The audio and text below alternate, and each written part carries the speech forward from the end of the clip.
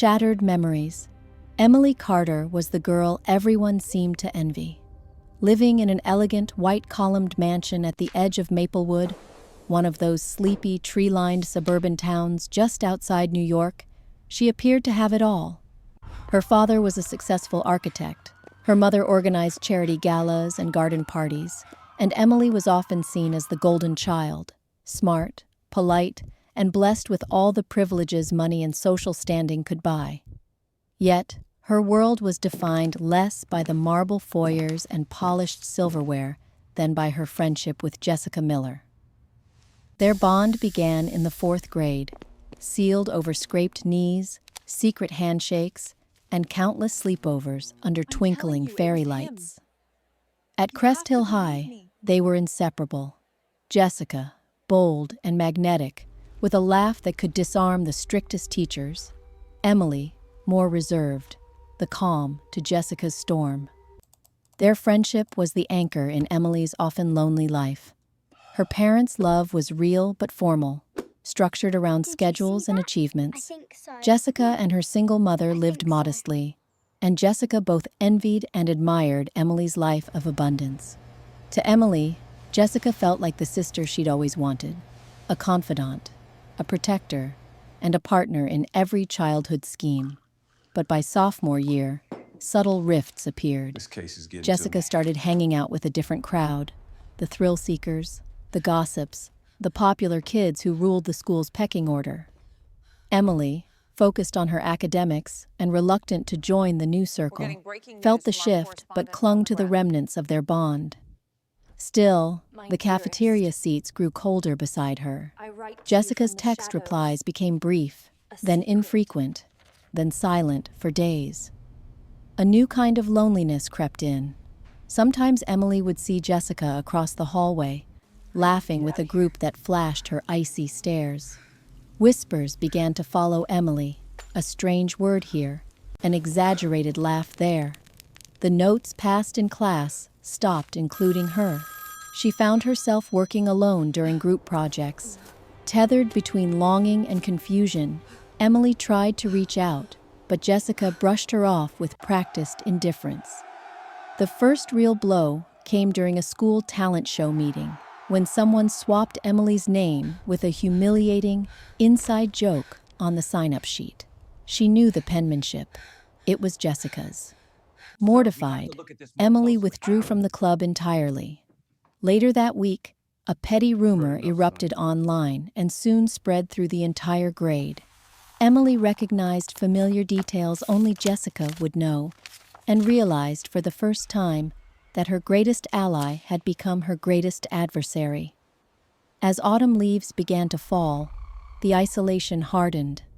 Where Emily once had sanctuary in the bustling corridors of Crest Hill, now every glance felt like a test, every conversation a trap. Her teachers noticed a change. Her bright spark had dimmed. Her answers came hesitantly, and she avoided making eye contact. At home, her parents chalked it up to academic stress, proud that she was outgrowing childish friendships for adult priorities. Only Emily understood the magnitude of her loss. She spent long evenings staring at old photos on her phone, her and Jessica grinning in Halloween costumes or huddled under snowy blankets. The unbreakable sisterhood turned to digital ghosts. Oh my God. Dreams of happy summers now ended in betrayal and echoing school hallways. In those first months, she told no one. Not about the prank notes in her locker, not about the whispered insults, not about how Jessica led the chorus of laughter. Instead, Emily wore her pain quietly, letting it fill the empty spaces Jessica once occupied, and wondering what, if anything, she had done to deserve it. A fateful night. Emily's world narrowed to daily routines. Wake up, school, home, repeat. Her days marked by a heavy silence she'd never felt before. She mastered the art of invisibility, moving quietly through crowded hallways and sticking to library corners during lunch. Rumors still swirled, but with Jessica and her new circle at the helm, there was little Emily could do except endure. The sting of betrayal had long settled inside her. a dull ache she carried everywhere. But the tension at Crest Hill High was never far from breaking point. The unspoken jeers evolved into small, calculated acts of cruelty. Spilled milk on her biology notebook, her locker jumbled with discarded food wrappers, whispered snickers every time she answered a question in class. Teachers seemed oblivious, dismissing the incidents as teenage drama. Emily tried to convince herself it would get better, that Jessica would tire of this new persona and let her back in. Hope, however, proved to be a fragile shield. The night of the homecoming dance arrived as summer gave way to crisp October air. Emily hadn't planned to go, but her mother insisted, hoping it would lift her daughter's spirits. "You'll regret missing these memories someday," I think you're safe now. she urged, pressing a vintage pearl bracelet into Emily's palm. Reluctantly, Emily went, her dress a pale blue that brought out the storminess in her eyes, a fitting metaphor for that evening. The gymnasium pulsed with music, fairy lights, and sparkling dresses. In the middle of the swirl, Emily hovered near the refreshment table, scanning for a familiar face. Instead, she caught sight of Jessica, radiant, laughing, her arm tangled with popular quarterback Tyler's. Their eyes met just once, but Jessica looked away as if the sight of Emily stung. A group gathered near the center as the DJ called for volunteers for a laughable talent challenge. Emily, distracted, hardly noticed when two girls, part of Jessica's clique, flanked her and nudged her forward. Before she could protest, they steered her onto the makeshift stage. The next moments unfurled in slow motion. Someone fiddled with the microphone, feedback screeching. Emily, confused and anxious, realized too late what was happening. The playlist shifted. A distorted, mocking recording of Emily's own voice, clipped from a private sleepover years before, echoed through the speakers. Out of context, the words sounded silly and immature, clipped together for maximum humiliation. Laughter cracked like thunder. Phones came up, screens glowing with Emily's humiliation. She scanned the crowd for Jessica, hoping for embarrassment, guilt, anything to show she hadn't planned this. But Jessica looked satisfied, her lips curled in a triumphant smirk. Emily's legs shook as she escaped off stage, her pale blue dress now a beacon for jeers and cruel laughter. She pushed blindly through the crowd, her cheeks burning, sprinting into the cool night air. The streetlights flickered above as she stumbled home, the sound of her classmates' ridicule chasing her all the way. That night, Emily locked her bedroom door and crumpled to the floor, unable to stop the angry, aching sobs that racked her body. Every text, every Snapchat, every tagged photo online was another blade twisting deeper. She turned off her phone, but nothing could silence the echo. It didn't take long for the event to reach her parents. Her mother found Emily's dress stained with tears and makeup. Her father overheard fragments of conversation at a local cafe. For the first time, they truly saw their daughter's pain. They tried to comfort her, but there was little they could do to erase the humiliation or shield her from the school's social currents. Rumors spiraled, and Crest Hill High became unlivable. Emily's academic performance slipped. She lost her appetite, and sleep became a battle. Well-meaning teachers suggested time would heal. Her parents contemplated legal action, but were discouraged by the school's indifferent administration and the pervasive attitude of kids will be kids. When an anonymous note calling her the joke of Crest Hill appeared in her locker, Emily made her decision. She requested a school transfer, hoping a new environment might offer relief and a sliver of safety. The prospect was both terrifying and desperately needed. She left Crest Hill behind with little fanfare. Her departure met with silence from former friends and indifference from others. But in her heart, Emily knew nothing would ever be quite the same. That fateful night had marked her, leaving fractures invisible to all but herself. Wounds that never heal. The move to California was meant to be a fresh start.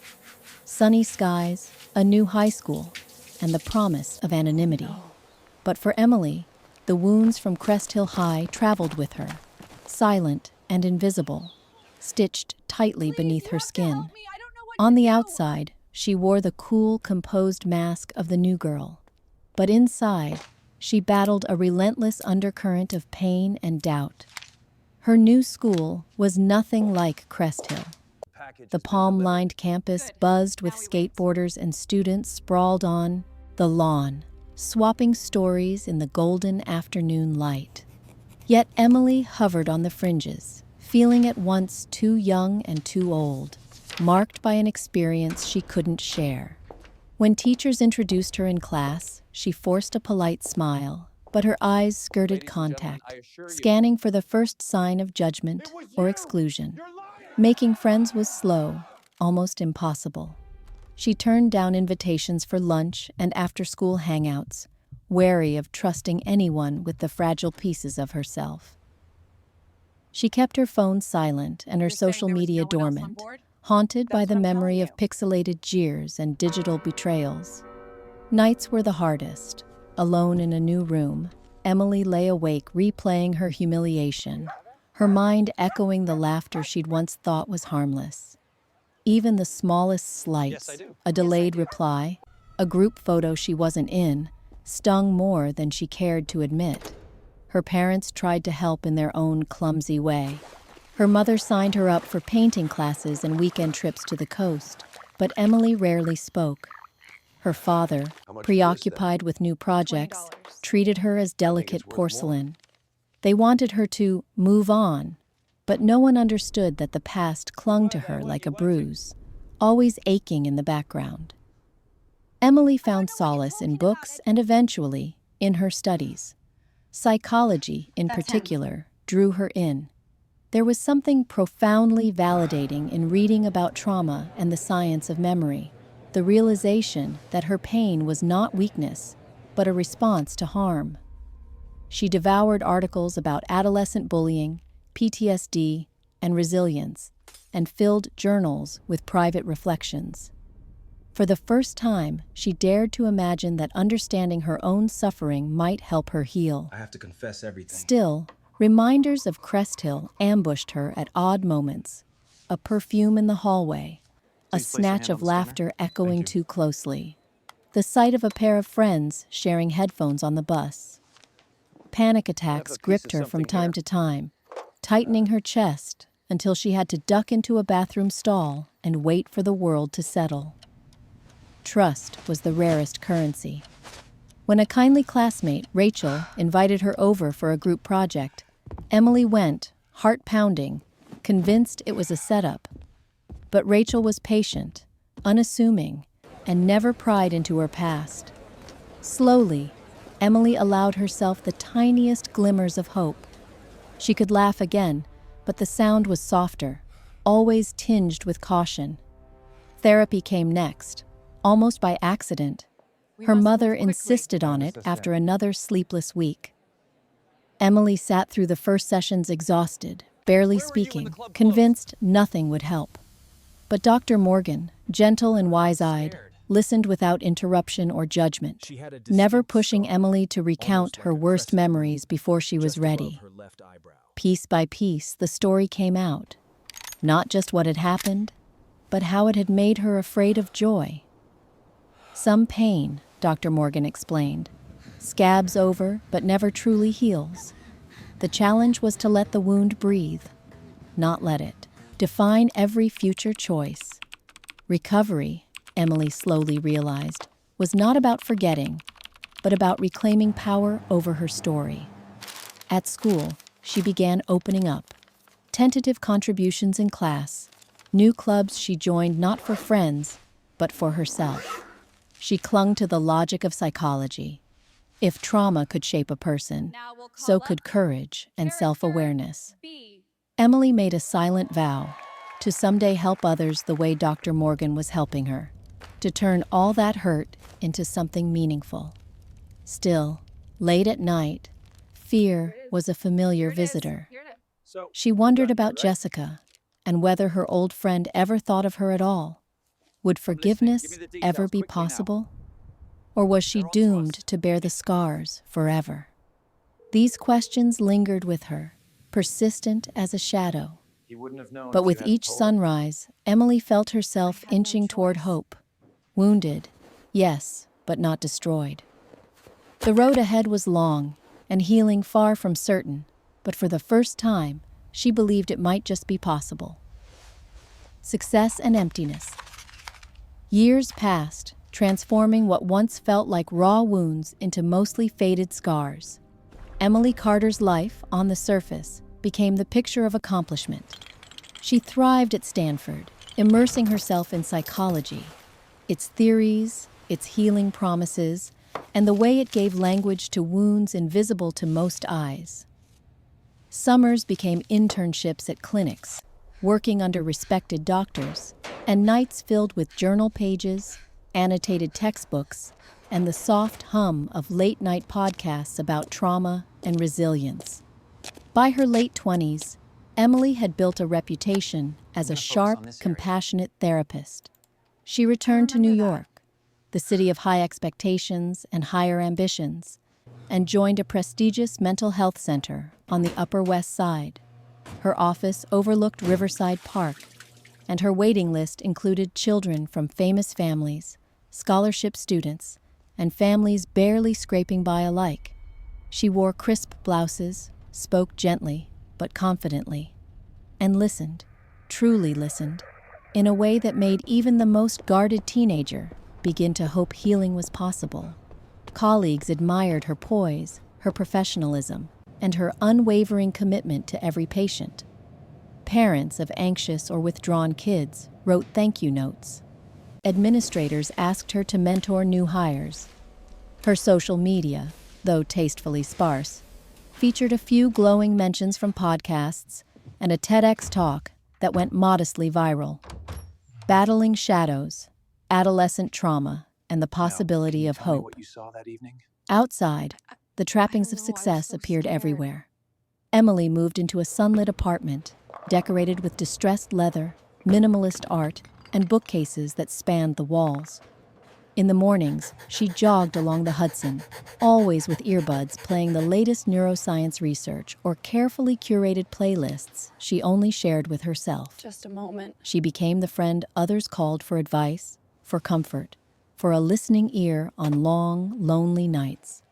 Yet, if anyone had looked closely, they would have seen that Emily's achievements were built on rituals of protection and endurance.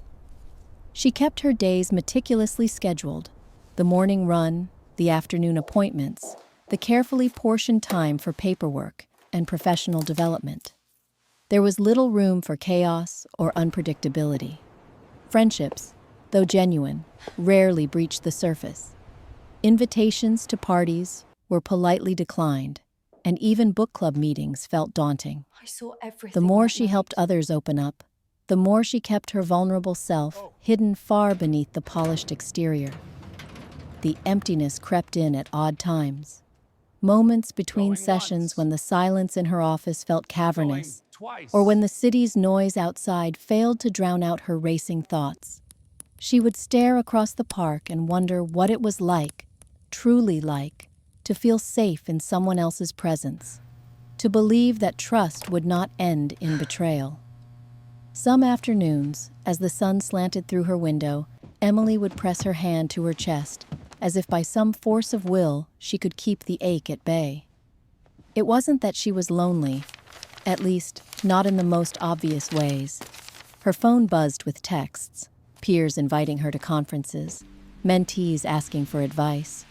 Former clients sometimes sent updates, a graduation photo, a thank you letter written in shaky penmanship, an invite to a school play. Her parents, older now but still bustling with energy, visited New York once a year. Her father marveled at her office view. Her mother brought her jars of homemade jam and asked gentle questions about her love life. which Emily deflected with anecdotes about her patients or her latest project. They were proud, but the truth of all she'd endured remained unspoken. Occasionally, at night, she would scroll through old photos, childhood images from Maplewood, herself in a Halloween costume, her and Jessica grinning with fake vampire teeth, the blinding flash of simpler times. The photos were always bittersweet. Mingled with accomplishment was a quiet grief for the innocence she had lost, the friendships she never regained, and the safety that slipped away so suddenly. One autumn afternoon, as golden light filtered through her windows, Emily received an email inviting her to be the keynote speaker at a National Youth Mental Health Summit. The topic: Breaking Cycles of Trauma, the Power of Intervention and Empathy. It was a major honor, and she was genuinely excited. That evening, she sat by her window, notebook open, brainstorming. Words came easily. She would speak of hope, of science, of resources for families and schools. Still, she hesitated at the most personal stories, editing them in her mind before ever committing them to paper. The scars of the past were never quite gone. They shaped every sentence she considered sharing. The weeks leading up to the summit were a blur of preparation. Emily met with other speakers, advocates, neuroscientists, social workers, politicians. In conversation, she was brisk and insightful, never revealing the trembling she sometimes felt behind the calm. On the flight to the conference, she reviewed her slides, running through her speech like armor. She reminded herself, as she always did, "It's not about me, it's about what I can offer others." The summit itself was a whirl of handshakes, name tags, and endless, echoing voices in the hotel ballroom. Standing at the lectern, Emily scanned the crowd, hundreds of faces, hopeful and skeptical, waiting for wisdom. Her voice stayed firm as she spoke of patterns of harm, the necessity of compassion, her vision for interrupting cycles of shame and silence before they hardened into adult pain. Standing ovations, photos, and interviews followed, yet underneath the accolades, a familiar ache surfaced. Alone in her hotel room, away from the spotlight, Emily sat cross-legged on the window seat, the city a constellation of lights outside. She allowed herself to feel the void, pride in who she'd become, yet a lingering sense that something vital was missing. She longed for the simplicity of connection unburdened by memory, someone who could hold her stories, or perhaps just sit with her in silence and not demand an explanation. Back in New York, work resumed its steady rhythm, but the summit had left her thoughtful, slightly off balance. One day, she found herself lingering over a group therapy session with anxious teens. She realized that the stories they told, of loneliness, fear, the struggle to find belonging, were painfully familiar. After the session ended, Emily sat alone in the empty circle of chairs, recognizing that helping others meant recognizing and tending her own still tender wounds. That weekend, while having coffee on her balcony, she made a quiet promise to herself to try, little by little, to carve out space in her life for something more than healing others. Perhaps a real friend, perhaps a deeper truth told aloud. She had built a life of meaning, but it was time, she realized, to allow meaning to include, and maybe even embrace, the uncertain spaces her scars had left behind. Confronting the ghost. It was a Wednesday afternoon in early November when Emily's carefully woven routine unraveled. She was reviewing the progress report for a new adolescent case when the front desk called her office. "Dr. Carter? There's a walk-in parent who seems distressed. She's asking for the head child therapist." Emily nearly declined. Her schedule was tightly packed, but there was something urgent in the receptionist's voice. She walked to the waiting room with her usual calm professionalism, not expecting her past to be waiting for her in a beige chair beneath the humming fluorescent lights. Jessica Just Miller tell me what looked up, happened. worry lines etched deep around tired blue eyes. She was thinner than Emily remembered, with washed-out blonde hair tied in a careless ponytail and a faded sweatshirt, bearing the logo of a local pharmacy. Jessica's hands twisted nervously in her lap. For the briefest moment, Emily's heart stopped. The years fell away and she was 16 again, helpless, boxed in, watching her once best friend orchestrate her downfall. But now Jessica looked nothing like the queen bee Emily remembered. Instead, she saw a woman who'd clearly struggled, the hollow cheeks, the uneven breathing, the haunted look in her gaze. Jessica stood, searching Emily's face for some sign of recognition. But Emily kept her expression impassive, clutching her clipboard like a shield. "Are you Dr. Carter?" Jessica asked, her voice thin, on the edge of breaking. "I was told you're the specialist here for teens." I know. "Yes, I am," Emily replied, choosing her words carefully and steadying her breathing. "You can call me Emily. How can I help you today?" Jessica clutched the strap of her purse so tightly her knuckles blanched. They're gonna find me. "It's my daughter, Ava. I don't know what to do anymore. She's only 15, but she barely talks to me. She misses weeks of school every month. Panic attacks, they say. Sometimes she won't get out of bed. Sometimes she throws things. I thought it would get better, but it keeps getting worse. Please, I'm desperate." Hearing the raw suffering in Jessica's voice, Emily felt a strange, sharp ache, a confusing blend of vindication, pity, and something dangerously close to empathy. For years, Emily had rehearsed this confrontation in her mind, imagining what she might say if she ever saw Jessica face to face. She'd envisioned icy satisfaction, a moment of power reclaimed. But standing before her, Jessica was not a villain. She was a mother, barely holding herself together. Emily led Jessica into her office. The room was decorated for comfort, soft blue chairs, a shelf of fidget toys and art supplies, warm sunlight pooling beside a potted fern. Jessica sat, shoulders curled inward, glancing restlessly at the childlike drawings tacked to the wall. Ava used to be bright, funny, clever. Now she won't even look at me. She spends all night online. I find her crying, but she won't say why. The school counselor suggested therapy. "Do you have space?" Emily nodded, maintaining professionalism despite her racing thoughts. "We can schedule an intake assessment. I'll need to learn more about Ava's challenges and strengths, and then we can come up with a plan together." Where were you on the night of Years November of training 17th? had prepared her to say all the right things, but nothing could have prepared her for the tangle of memories swarming inside. Jessica exhaled, shoulders sagging as tears threatened. "Thank you. I don't have anyone else. Her father, well, he left years ago. This is it. I'm so scared This she'll is slip where it away from me happens. completely." As Jessica spoke, Emily found herself scanning every nuance, every trace of the bold, magnetic girl who had ruled Crest Hill's hallways with sharp words and calculated grins.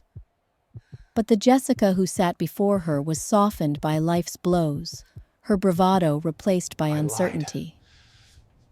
For the first time, Emily wondered about everything that had happened in the years since. Had Jessica ever thought of what she'd done? Did she feel remorse for all the pain she'd inflicted? Their brief meeting ended with a promise to follow up by phone. Jessica left quietly, shoulders hunched, and Emily was left staring out the office window, shell-shocked. She replayed the conversation again and again. The urge for retribution flickered. Should she refuse Ava's case? Turn Jessica away as Jessica had done to her so many years ago? The thought was tempting. She let herself feel the anger, the bruised pride, for a moment. But then a different image intruded. A 15-year-old girl, shut off from the world, lost in a storm of mental anguish, just as Emily herself had once been. After Jessica left, Emily closed her office door, Tell me leaned what you against saw. it, and exhaled. Old wounds pulsed beneath her skin. She knew this wasn't just another mother and another suffering teen. This was Jessica, the architect of her worst years, and Ava, a girl perilously close to the edge. The choice before her was far from simple. That evening, against her own instincts, Emily found herself searching online for Jessica. The briefest Google query brought up a string of social media profiles. Jessica's meager Facebook page, a smattering of old photos, most several years out of date. There was no sign of a partner. Emily followed a trail to a GoFundMe page. Help Ava get treatment. Medical bills, single parenthood, missed work shifts. Jessica's life had not been easy. She hesitated over a photo of Ava, a thin, haunted-looking girl with sharp cheekbones and tired eyes. When Emily stared at Ava's picture, something inside her twisted. A strange, maternal urge, the echo of shared pain across generations. Ava didn't deserve to suffer for her mother's sins. But the pull of old betrayals was strong, and for much of that night, Emily lay awake, tangled in memory and resentment. Sleep brought fractured dreams, Crest Hill's hallways, blinding gymnasium lights, laughter turned razor sharp. She woke shivering, aware that this old story wasn't finished. When morning came, she sat with her coffee in the kitchen, a single shaft of cold sun slicing the counter, asking herself the same question over and over. Could she truly help the daughter of the person who had destroyed her own youth? And if she did, would that be forgiveness or simply the burden of her profession? Emily spent the following days torn between pride and vulnerability. In meetings, she found herself distracted, responding slowly, her mind flashing with Jessica's pleading face. In sessions with teens, she grew gentler, more attuned, recognizing echoes of panic and isolation she had buried long ago within herself. Finally, she called Jessica, her voice level, but her heart pounding. They arranged the first official assessment for Ava. As Emily hung up, she realized the confrontation she dreaded for so long would not be simple or cathartic. The past was not so easily conquered, and forgiveness, if it came, would have to be earned day by day in the quiet acts of care that Emily had built her life around. But as she prepared her notes for Ava's intake, Emily caught her own reflection in the window. Tired, yes, but steadier than she expected. She understood that this was no longer about the old, jagged traumas alone. It was also about the future, about one young girl's chance at healing, and the uncertain, painful work of breaking the chain of suffering before it claimed another life. The inner battle. The week following her first official meeting with Jessica was a blur of restless nights and distracted days. Emily felt as if she were living in two timelines at once: the present, with its carefully constructed routines and clinical professionalism, and the past, raw and unresolved, bubbling to the surface with new intensity. In all her years as a therapist, she'd never encountered a case that so forcefully blurred the boundaries between her private wounds and professional obligations. Every morning, Emily forced herself through her rituals: coffee in the kitchen, a brisk walk through the neighborhood, the lonely rhythm of subway cars whisking her uptown to the center. Her office, once a sanctuary, became fraught with new unease. She would sit at her desk, reviewing Ava's intake paperwork for the third or fourth time. Attendance records, teachers' notes brimming with concern, fragments of Ava's own terse self-assessments. Behind the clinical language, Emily recognized the same tremors of isolation and panic she'd felt at 15. Her colleagues sensed that something was off. Emily, usually unflappable, was quiet during meetings and slow to return emails. Dr. Lawson, her mentor and the center's clinical director, stopped by her office one afternoon. "You seem distant lately," he remarked. Sure you're not taking on too much? Emily offered a weak smile and assured him she was fine. What did I miss? The truth felt too tangled to explain. When Ava arrived for her first session, Jessica accompanied her, wary but hopeful. Ava was a wraith-like presence, her voice barely above a whisper, her eyes rimmed with exhaustion. She answered Emily's gentle questions with shrugs or monosyllables, her body angled away, one hand nervously twisting the hem of her sleeve. Help. Jessica, meanwhile, sat gripping her purse so tightly her knuckles blanched, jumping in to finish Ava's sentences or listing her recent failures with a desperate sort of urgency. Emily divided her attention as best she could, reassuring them both, drawing clear lines between mother and daughter, and setting goals for Ava's gradual re-engagement with school. Once, during a lull in the session, Emily caught Jessica glancing at her with an unmistakable look of guilt. In that fleeting moment, the air vibrated with all the unspoken words of their shared history, a silent question hanging between them. Do you remember what you did to me? After the session, Emily retreated to the empty break room, her chest tight. She fought to steady her breath. She thought about the code of her profession, unconditional positive regard, the sacred trust to see never each find patient anything. as their own person, not as the product of their parents' sins. But every time she looked at Ava, she saw echoes of her own pain. And every time she looked at Jessica, she felt the old anger smoldering. In the evenings, Emily scribbled furiously in her journal, filling page after page with fragments of memory and present-day dilemmas. Do I truly want to help their family, or do I want Jessica to finally see me as someone she can't harm? Am I seeking justice, or am I running from my own bitterness? The therapist in her understood that resentment, left unexamined, could quietly poison her work with Ava. The wounded teenager in her wanted to scream and demand acknowledgement, or at least an apology. Sometimes, she would review Ava's case file late at night, the clock blinking past midnight, unable to let go of the sense that fate had thrown this moment at her as a test. Should she recommend another therapist? Someone who didn't know Jessica, and who could treat Ava with pure objectivity? Something here. Or was it her responsibility, precisely because of her past, to break the cycle that had once ruined her own adolescence? Emily's conscience warred with itself in sleepless loops. The hardest moments were the flashbacks. They came without warning, standing in the grocery store, tasting the salt on her tongue as if she were 16 again, bracing for a cruel laugh around the corner. After sessions with Ava, Emily sometimes collapsed onto her office couch, pressing her palms over her eyes, overwhelmed by the force of old humiliation. Once, she caught herself searching Ava's features for traces of Jessica's sarcasm, only to find confusion and pain instead. A critical moment came a week into treatment.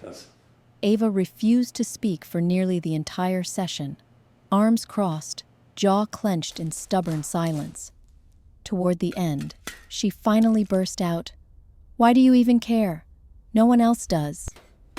The words, so familiar, like an echo from Emily's own past, made her chest seize. For a second, she saw herself in Ava, a teenager desperate for someone to reach through the numbness with genuine concern. "I care," Emily replied gently, "because you're worth caring about, even when you don't believe it, and even when it's hard." The words, spoken countless times to other patients, felt different now. She meant them in a way she never had before. That night, Emily walked for hours along Riverside Park, the city's lights shimmering on the river and autumn's cold wind stinging her cheeks. She kept asking herself, if she chose to step truly into Ava's healing, could she do so honestly, without letting her anger at Jessica seep through? Could she, in helping Ava, finally help herself heal? In her heart, She knew that working with Ava and Jessica was not just about clinical boundaries, but about forgiveness. Not naive absolution, but the slow, deliberate act of letting go. Perhaps true strength was not in being untouched by the past, but in living with the scars and still choosing empathy. The decision grew heavier every day. Emily read through old therapy assignments and articles on countertransference. She called Dr. Morgan, her own therapist from years before, and poured out her conflict in a rare, tearful phone call. Dr. Morgan listened quietly, then said, "Forgiveness and responsibility can exist together. You're not betraying yourself by helping. You're honoring your own journey. If you choose this, do it with love for who you once were." Time became measured in small breakthroughs and setbacks. Ava attended her sessions, sometimes resistant, sometimes raw and vulnerable. Jessica stumbled through parenting, awkward and apologetic, sometimes apologizing for being a terrible mom.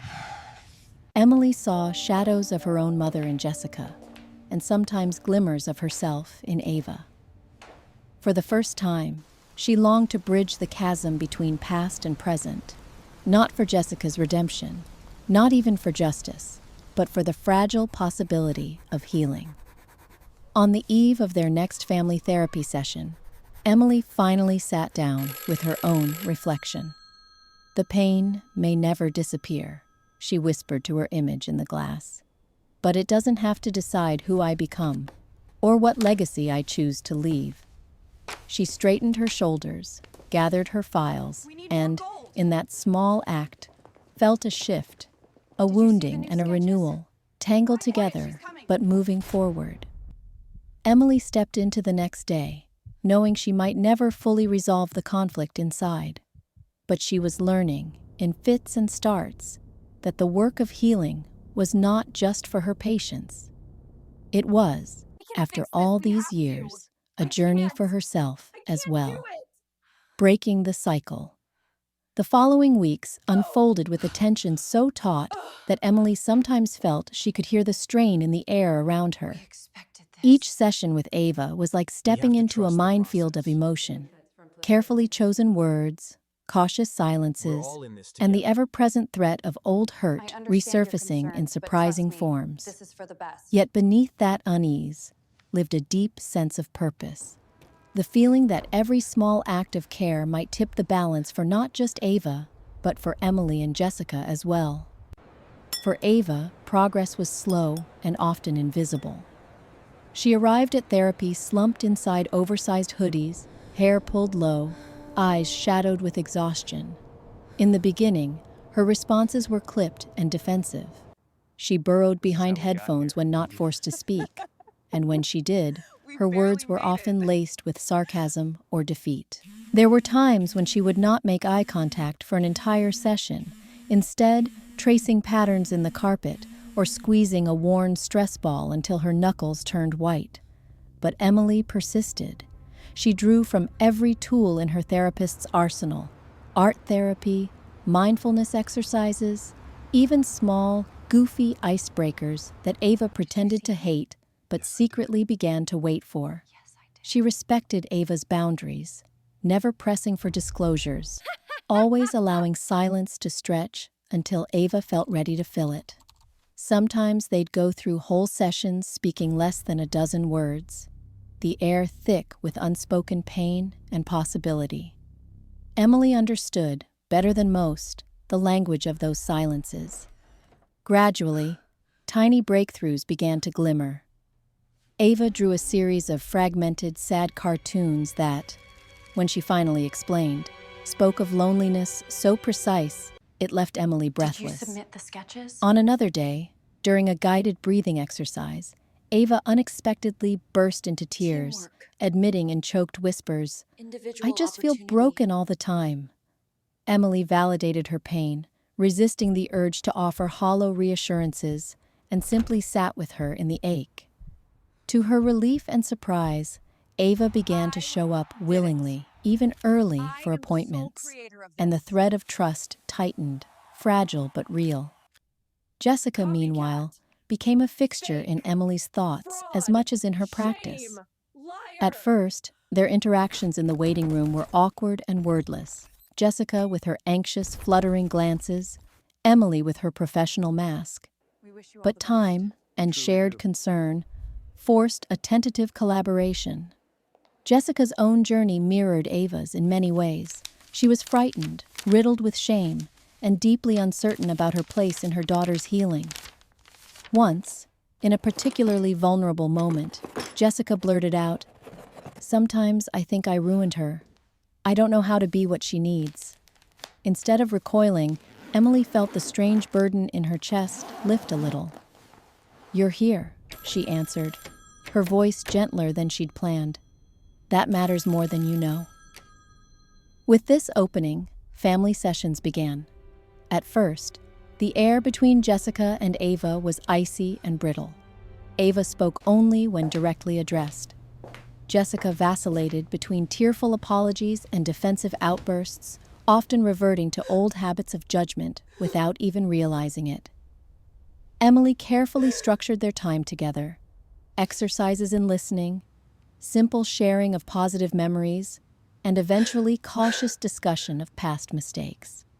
Some sessions ended in slamming doors and bitter silence, but some ended in exhausted embraces, both women weeping for what they'd lost and what they might still build. The progress, however, was far from linear. There were regressions. Ava skipping school, Jessica missing appointments, old accusations flaring up, and unhealed wounds reopened. On those days, Emily fought despair. She relived her own past, the dread of being forever trapped in patterns set by girlhood traumas. But even in setback, she recognized a crucial shift. Both Jessica and Ava kept coming back. They were, for perhaps the first time, committed to the difficult work of change. In her private life, Emily also confronted her own patterns. She made a conscious effort to lower the drawbridge around her heart, letting a few colleagues inside her story and hesitantly accepting invitations for coffee or walks by the river. She took to writing long, private letters to her younger self without ever intending to send them. An act of self-compassion and forgiveness. Sometimes, she'd reread them after a hard session with Ava or Jessica and marvel at how far she journeyed, from the girl everyone forgot to the woman helping others be seen. One crisp winter afternoon, the breakthrough finally came. During a family session, after weeks of halting progress and backward slides, Ava stared hard at the floor, fists balled, and finally spoke the words both she and Jessica had feared to say. "You hurt me, Mom, and I'm scared you'll keep hurting me, but I want to try to trust you again." Jessica, for a long moment, was silent, tears tracing slow lines down her cheeks. Then, voice trembling, she replied, "I hurt myself too, but I want to try, if you'll let me." The session ended with no great declarations, but the emotional current in the room had changed. No longer just pain, but hope, raw and trembling. Emily watched, heart aching as much with empathy as with relief. She realized that, for the first time, Jessica's apology and Ava's willingness to risk trust were more powerful than any punishment or revenge she might have imagined. The cycle, pain breeding pain, silence met with silence, was cracking open, bit by bit. In the weeks after, progress built steadily. Ava started to attend school more regularly. She brought a sketchbook to her sessions, sometimes sharing snatches of poetry or cautious dreams for the future. Jessica, too, grew in confidence, learning to apologize without defensiveness, to sit with Ava's pain rather than trying to fix it. Their home, once a cold battlefield, began to fill with small laughter and, more importantly, safer silences. Emily, watching this transformation, found herself transformed too. She refused to let resentment set the boundaries of her life any longer. She realized she could help Ava without losing herself. could show compassion for Jessica without erasing the pain of her own past. In helping another mother and daughter believe that healing was possible, she'd affirmed it for herself. Breaking the cycle was not a single act, but 1,000 small choices: to listen, to forgive, to try again. And so, Emily moved forward, alongside Ava and Jessica, not without scars, but with a growing certainty that cycles could be broken, that new patterns could be chosen, and that even the deepest wounds might become the ground for something gently, quietly, miraculous. Facing the truth. With weeks of therapy behind them, the fragile progress in Jessica and Ava's relationship began to slow. As winter's pale sunlight filtered through Emily's office windows one afternoon, it became clear that something unspoken still churned beneath the surface for all three women. Small improvements in Ava's mood, glimmers of warmth in Jessica's voice. These were vital steps. But Emily sensed another barrier.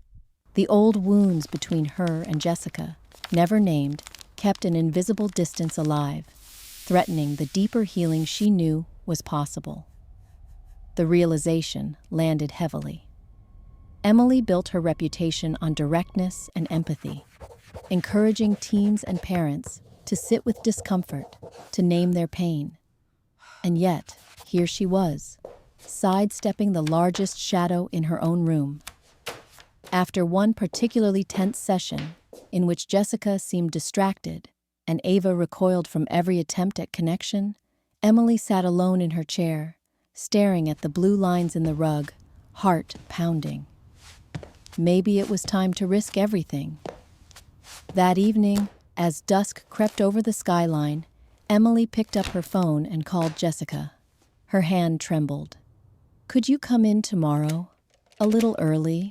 she asked, keeping her tone as neutral as she could. Hello? "Just you and me." Jessica And that's why I hesitated need a so chance to long that prove Emily myself. almost filled the silence with a platitude. But finally, Jessica said a quiet, uncertain, "Okay." The following afternoon, the air in Emily's office was thick with anticipation. Gone was the brisk, professional cadence. Jessica sat clutching the arm of the chair, her usual defensive energy replaced by visible anxiety. Emily felt her own pulse in her throat, the words she'd rehearsed for years tangled behind her I've teeth. always been driven by "It's hard to say the this," stories Emily that live began, within us, meeting the Jessica's ones we anxious often gaze. hide. "But before we go any further, I think there's something between us that neither of us has talked about. Something from Crest Hill." Emily, The name of that old high school, spoken aloud, sounded almost foreign in the quiet room. For several long this is seconds, how we began. Jessica didn't move. Then her eyes filled with wary confusion, and her voice dropped to a whisper. "You remember, don't you?" Emily nodded, the emotional cost of honesty sinking in. "Of course I remember." Her throat tightened. "I still do. Sometimes I think it's why I ended up doing this work." Jessica stared at her hands, shoulders hunched inward. "I think about it all the time. Sometimes I hope maybe you forgot.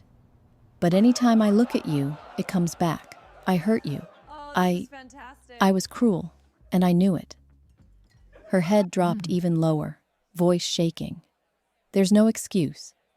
Emily felt a strange, liberating wave of sadness. "I've spent years trying to answer why.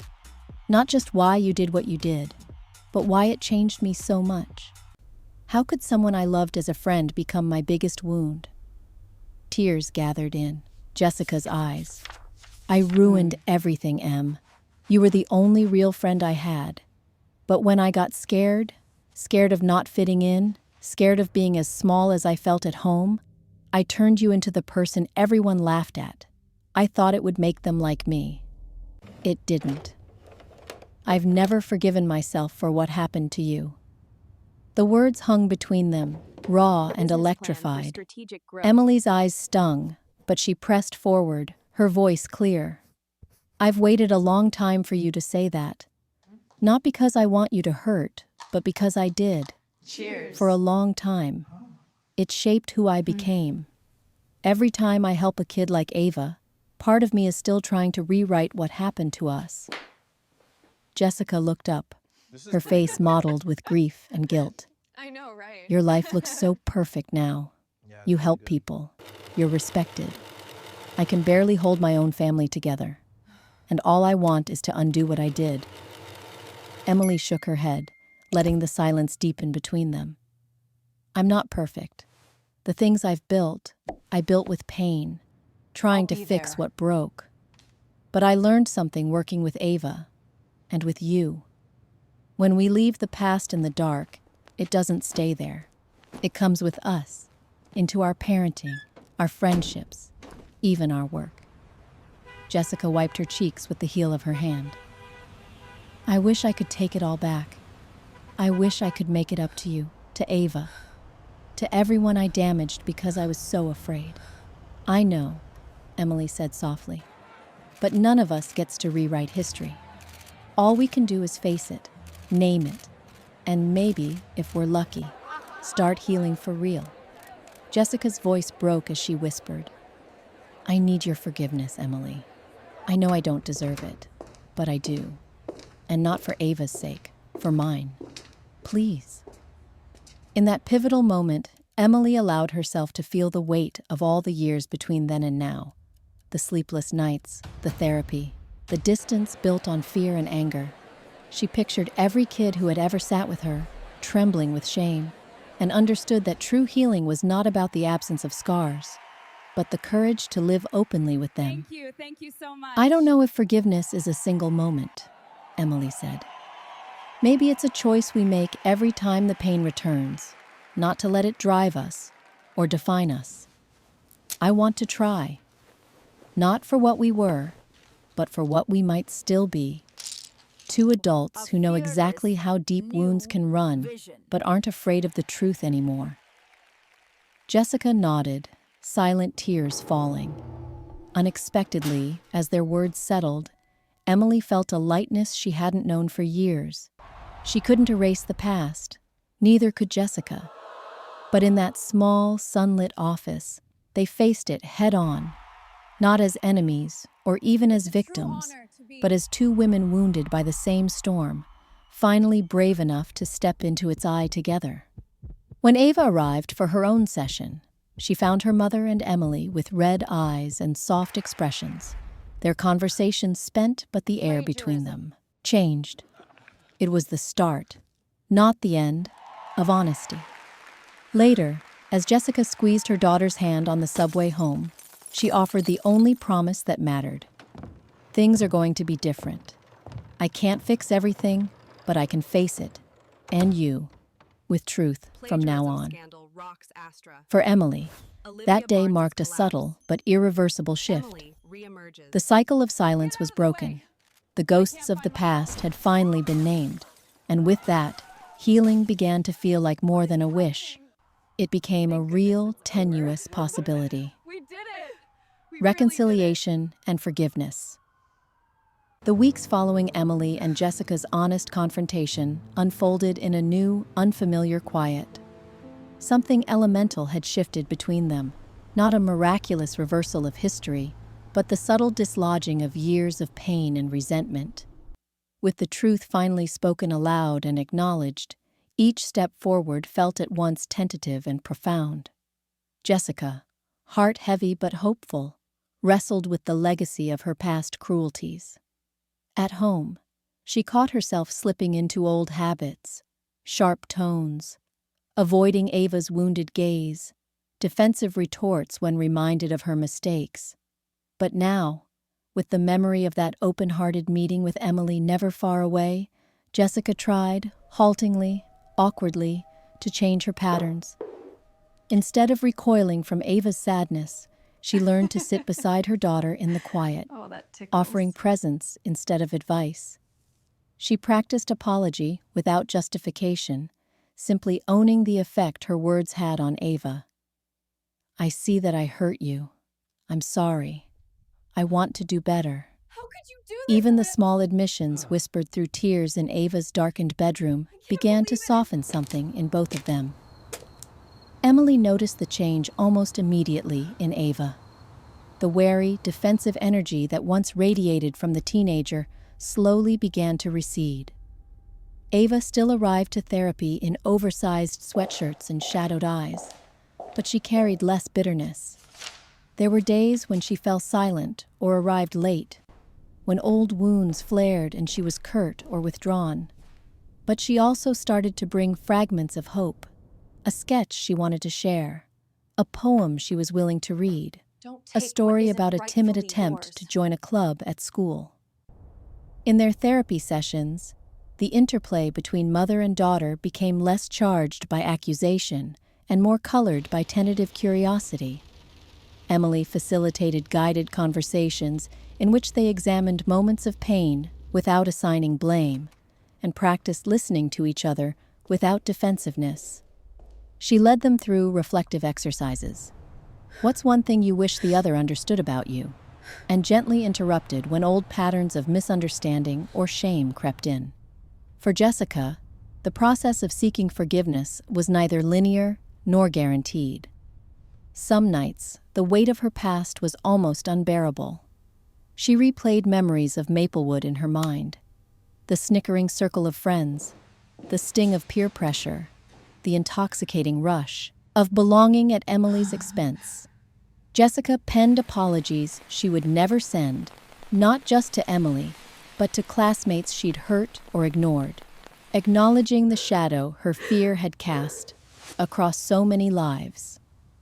In these quiet reckonings, she began to piece together a different vision of herself, one that was honest about her capacity for harm, but also her capacity for change. Emily, for her part, was immersed in her own journey toward real forgiveness. She found herself working through dreams in which the boundaries between past and present blurred. Classrooms where she bore the laughter of old friends, shadowed hallways that echoed the voices of her adolescence. Sometimes she awoke with her chest tight, anger pulsing beneath her resolve. But now, instead of pushing these memories away, she allowed herself to feel them, to write about them, even to talk about them with Dr. Morgan via their monthly calls. Forgiveness, Emily realized, was not a gift she gave to Jessica. It was an ongoing act of liberation for herself. She was learning to set boundaries in her own mind, not to forget the pain, but to refuse to let it be the architect of her future. Forgiveness became a practice. When old bitterness surfaced, she reminded herself of how far she had come, choosing empathy over indignation. At the end of each challenging day, she reflected on the new meaning Jessica and Ava's journey brought to her work, deepening her understanding of the countless tangled ways families hurt and heal. As winter faded and the first hints of spring green appeared on the city's trees, Emily suggested a special joint session for Jessica and Ava, one focused explicitly on forgiveness. She invited them to write letters, not to be exchanged directly, but to be read aloud in a space of safety, witnessed rather than judged. Ava was hesitant at first, fidgeting with her sleeves and staring at the floor. But when she finally spoke, her words tumbled out in a rush.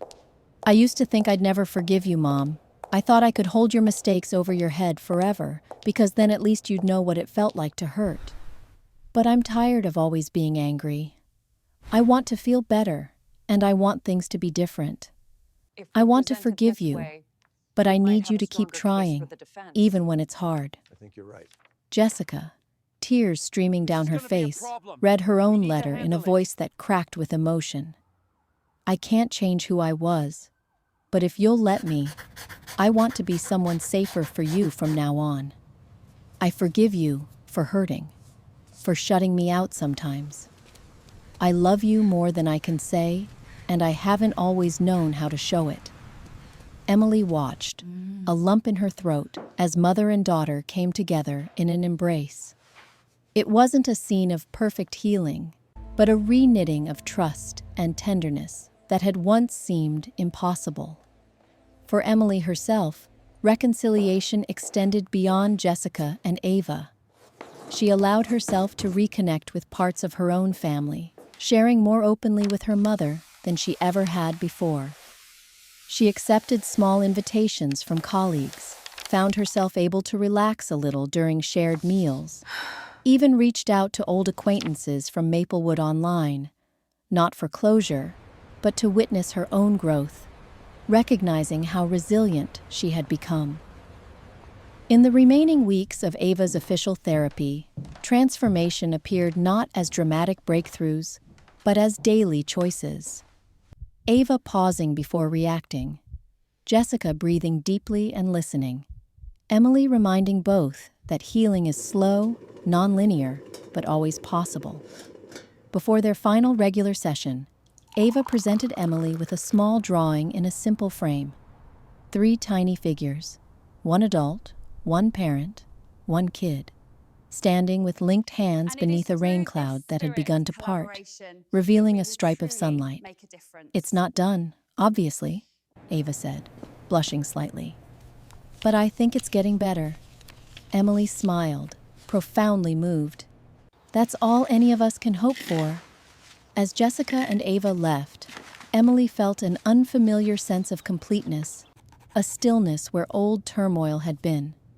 Forgiveness, she realized, had become not a finish line, but a way of moving through the world, with greater softness, with strength born of vulnerability, with hope built on naming the truth and choosing, again and again, to try.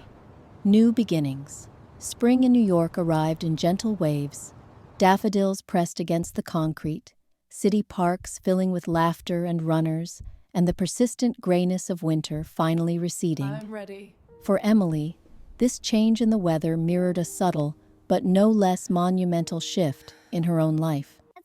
The last threads of the ordeal that had once bound her, It's really, Jessica really and nice. Ava together, had loosened, replaced by something far gentler and entirely new.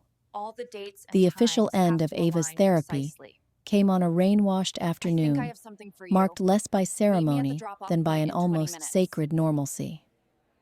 Emily greeted Jessica and Ava at the office door, exchanging easy smiles that, all 3 realized, would have been unthinkable just months before.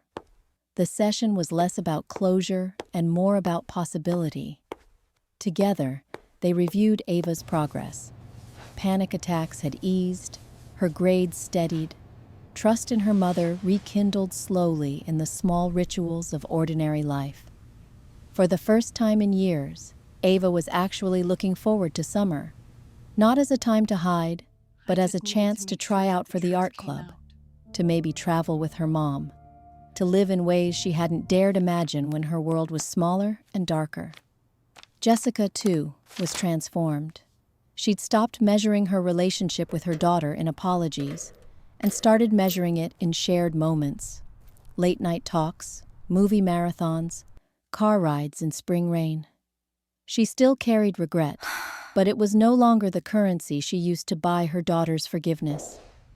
She had learned the art of being present, of showing up, of listening without immediately offering solutions, of letting the silence between them mean comfort instead of threat.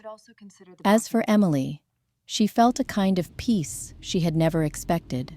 Her life, a tapestry once frayed by old wounds, now revealed patterns of resilience and compassion she hadn't known she'd sewn in.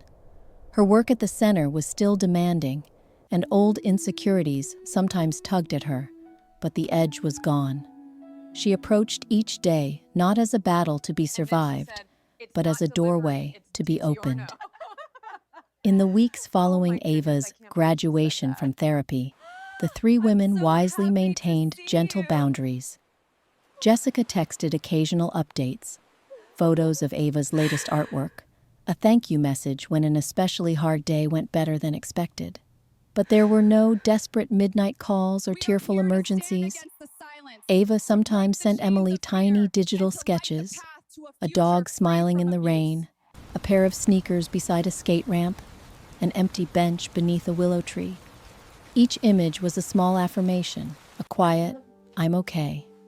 Meanwhile, Emily began to turn her attention to her own story in ways she never had before.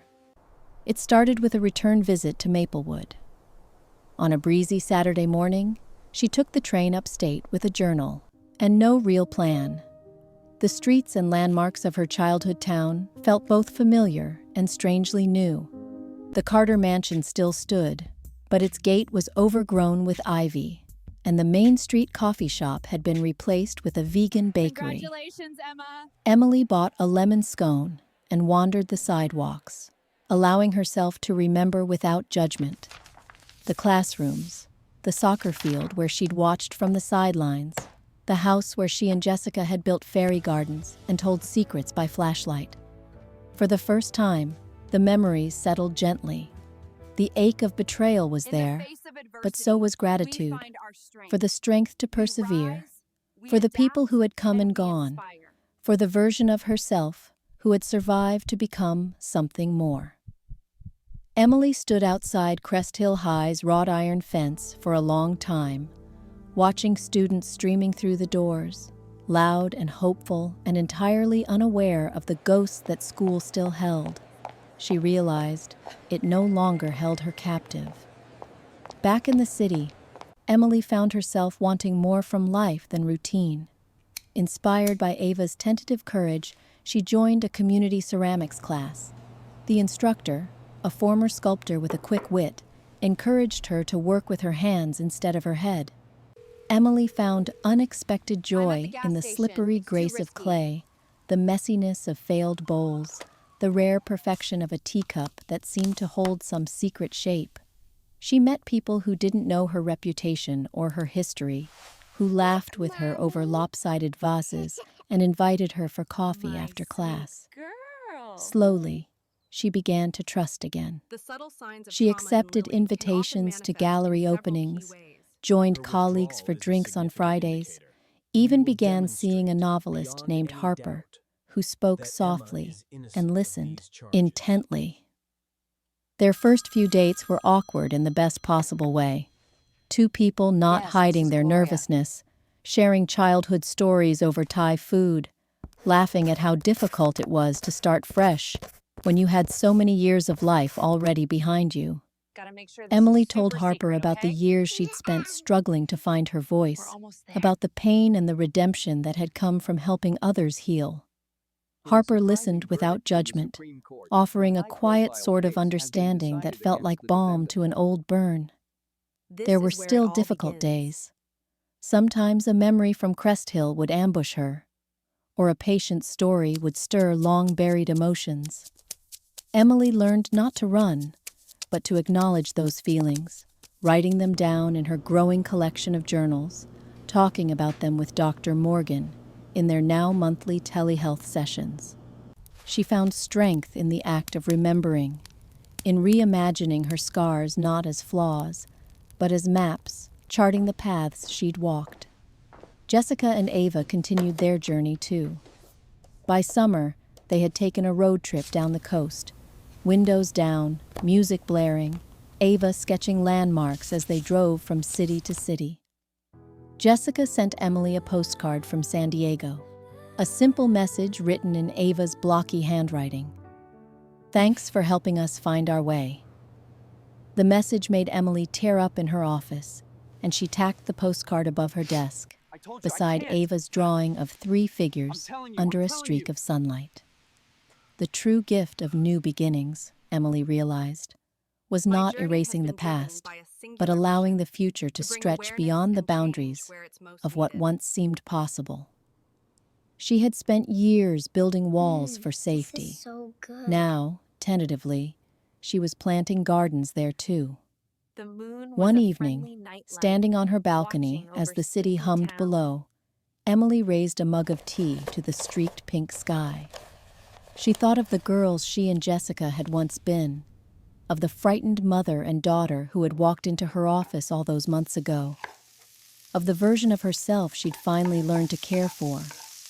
The cycle was not just broken, it was transformed. Thank you for everything. Hope, it turned out, was not a soft wish. It was a daily practice, 1,000 small choices, a willingness to risk kindness and connection even after pain. Emily breathed it in, soft and real as spring itself, carrying her forward into all the new beginnings her life could hold.